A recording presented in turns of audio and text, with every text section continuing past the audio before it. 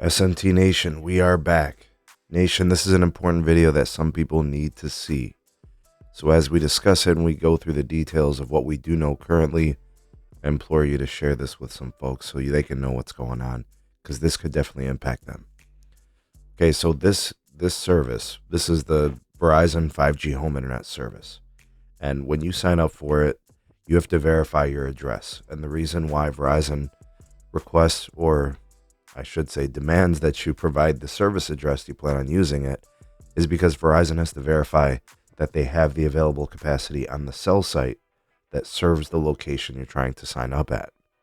And by doing that, it provides them, kind of like the ability to have management of the network. So if you've got the capacity, they can provide enough for a viable home internet service. Everybody wins, right? Customer wins, Verizon wins, everything's fantastic. So that's the process. You have to verify the address you're going to use the Verizon 5G home internet. If you don't use the service at the address you sign up for, you are technically breaking and violating the terms of the agreement. You agree to use it at the address you sign up at, and they verify that you're allowed to use it there. So if you move the gateway to another address, you violated the terms. So there are notices that are being sent out to people. All right. So it says here on the notification, this is directly from Verizon to the person. This was actually shared to me by a couple of different people. Confirm your Verizon home internet address before October 5th, 2024. It says avoid reduced internet speeds. Okay. So here's the description of the terms of the service. It tells you exactly, kind of the things that I explained previously. It says, we noticed your home internet is being used at an address different than we have on file. Verizon home internet should only be used at the qualified service address per our terms of service. This ensures we're able to provide you with the best possible service. Because if you don't use it at the service it was, initially signed up for, well, now you're doing two things. Number one, your service could or likely is going to be lesser. And the second thing is you're also going to impact the usage experience for other folks within that location who did properly sign up via the right channel.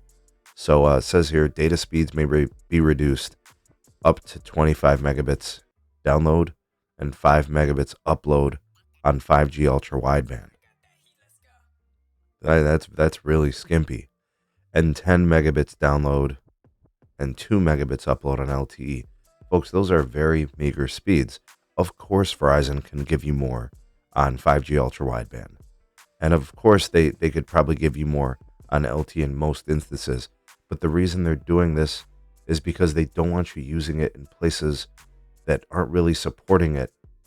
Either already, several people have signed up, or, it could be that your distance from the tower site might be, too far away and it impacts the signal quality.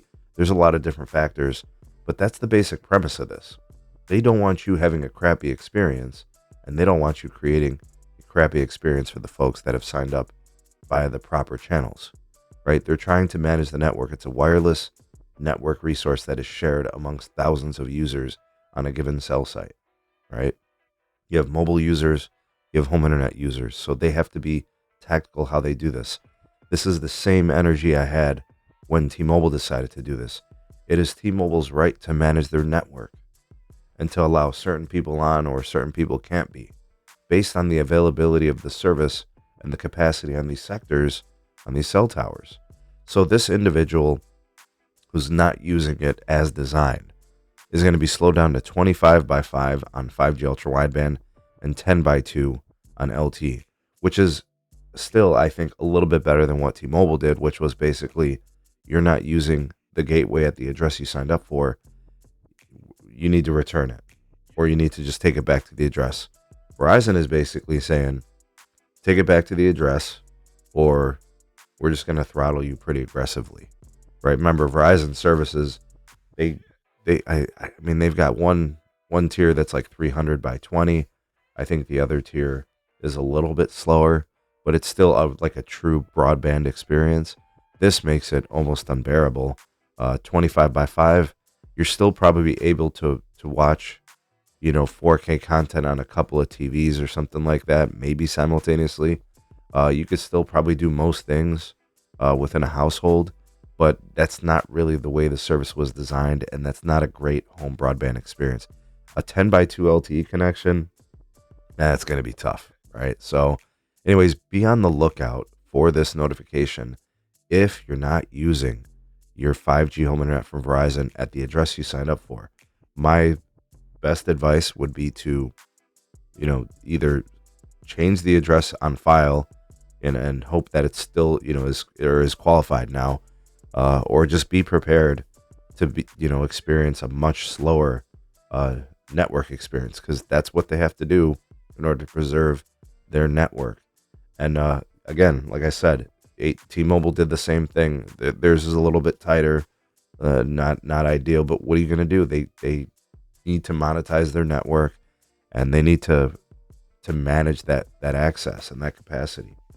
What's your guys' take on it? What do you think of Verizon's approach? Is it better than T-Mobile's? Do you think this kind of sucks? Is it going to cause you to possibly return the internet box, the gateway, if they start to enforce this on you? What's your take? I'm assuming that some of these people, they might keep it even with those reduced speeds. I'm not even joking. That may happen, but let me know what you guys have to say on this. Like, share, and subscribe for more. Turn on the bell notifications icon if you're new here. Share this video, and we'll see you all in the next one.